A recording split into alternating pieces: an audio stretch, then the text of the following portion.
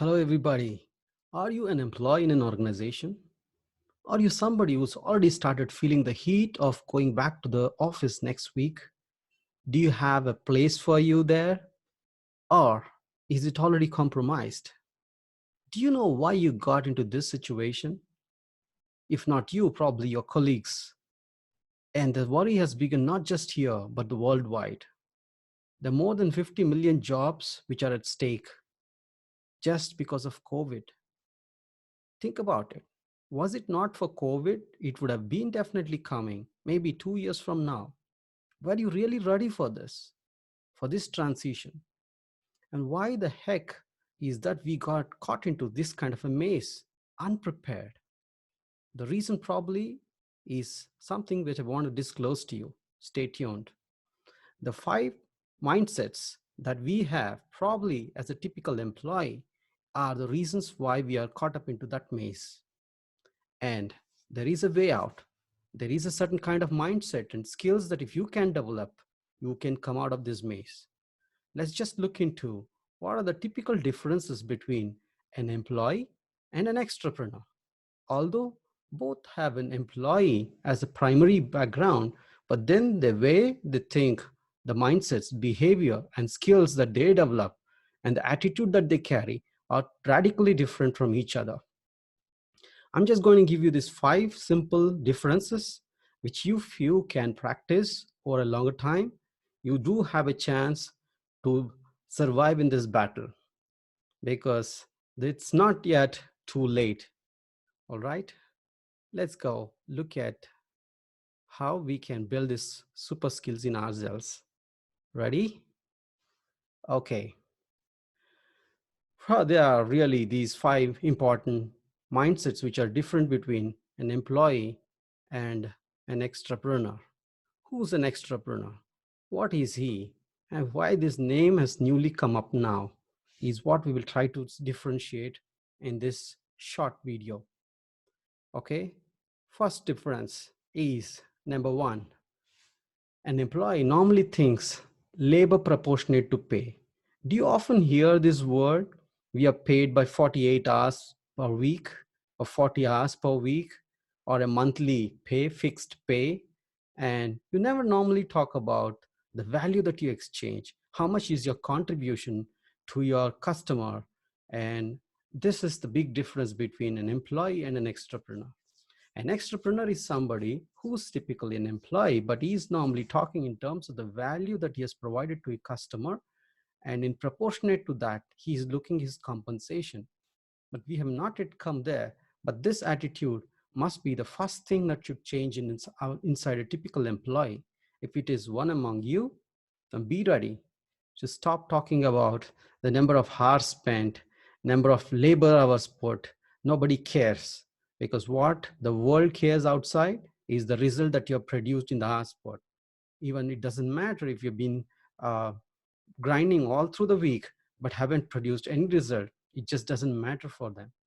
So try to start with the first thinking of change in your mindset of an entrepreneur to always talk about the value that you produce in the limited amount of hours and time that you have. Second, work with the skills available. I'm normally seeing that employees are normally trying to manage with whatever skills they've acquired over years of experience. And they keep referring back to the same old skills which they were talking about 10 years, 15 years back. And I have been there, I've seen this myself, and I was exactly there. But then the way the entrepreneurs talk is totally different. They are talking about what is the next level skills that are needed for the industry, how can I become relevant for it, and how do I develop them. They don't wait for the employer to give them the knowledge, skill, and they don't ask for them to skill them up. They are upfront investing in themselves because it is clear that it's their life and they want to thrive in this industry. So they are upfront investing in their skills and trying to be on top of it even before the employer is asking for or feeling it mandatory and necessary. If you, this one thing, if you had changed in the past, you would have already felt yourself relevant in this industry and you would never feel the need for even looking backward when it comes to your job and relevance in your industry. Think about it.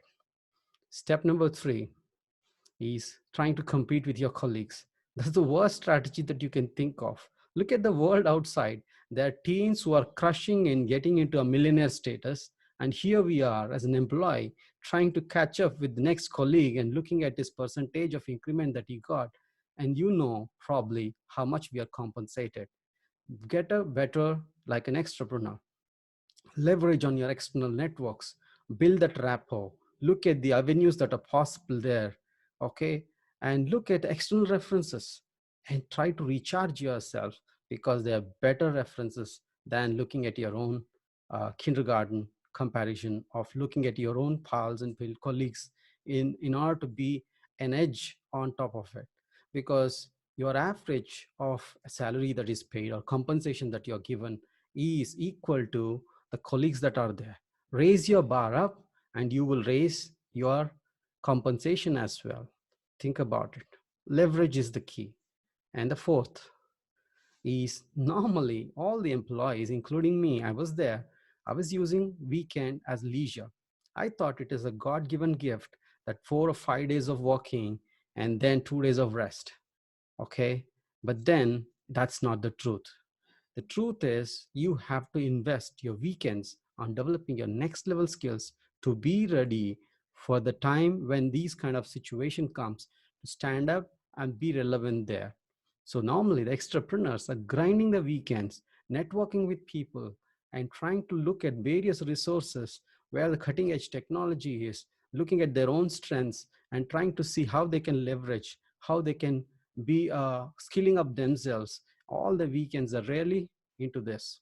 But normally, a typical employee must start now moving towards this area of stopping thinking about Netflix and entertaining himself on a weekend and probably looking at this. I'm not saying that every weekend should be this, but at least in your calendar, a substantial amount of education for yourself should be the way forward. You can't really mindlessly entertain without worrying or without having a plan for your success in this game if you really want to have a long career. And the final fifth step, which I want to share today, is you got to be intrinsically driven rather than extrinsically driven. If your employer is asking you to do something, if a boss is coming and you get up and start working on that project, you are somebody who's having this laid back attitude, and that's when the bigger risk is coming. People who are intrinsically driven are normally active, looking for more projects, asking for the responsibility and standing up for whatever they decide on, guiding their teachers, guiding their the pals and peers who are junior to them on different areas, looking for the teachers and mentors, asking them upfront, can you coach me, can you mentor me, and trying to be always honing up their skills, especially the inner game, which is what is about the intrinsic.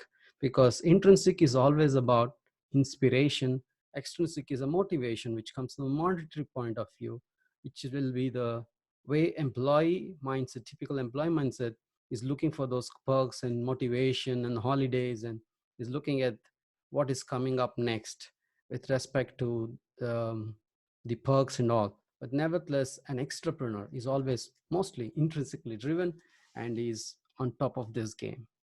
If you understood this and if you felt relevant, I would say that it's a time for you to look at deeply these 5 simple steps and to try to master them. Please take time to relook at this video and try to look at least one area that you want to change, and write the comments below which is that one area that you want to master, which you want to skill up and stay relevant. And if you like this video, don't forget to forward to your friends and colleagues and ask them to be alert, because the time has come for us to wake up and start looking for the ways and avenues for being an entrepreneur than an employee. Okay. I wish you all a very good luck and thank you for your attention. Thank you and bye.